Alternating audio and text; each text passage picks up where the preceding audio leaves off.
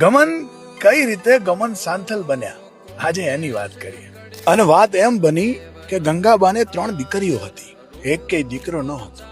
ત્યારે પોતાના પિયરની માતા દીપોને પ્રાર્થના કરે છે અને માતાજી એમને 2 દીકરા આપે છે, જેમાંથી એકને આજે આખી દુનિયા ગમન સાંથલના નામે ઓળખે છે.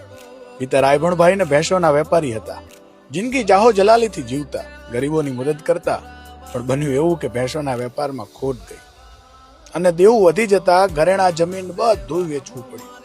ગમન ભુવાજીએ પણ ધોરણ 10 સુધીનો જ અભ્યાસ કર્યો અને નાની મોટી નોકરી કરી ઘર ચલાવવામાં મદદ કરવા લાગ્યા. એમને દીપોમાંની જબ્બર લગ્ની હતી. માતા પર વિશ્વાસ હતો કે જો મારી માં વેળા વાળે તો જ વેળા હવે બદલાય એમ છે. દીપોએ આ જ સમયમાં મિત્તલબેન જોડે એમને લગ્ન કરાયા અને દીપશ્રી નામે દીકરી અવતરી અને ભુવાજીનો સમય બદલાયો.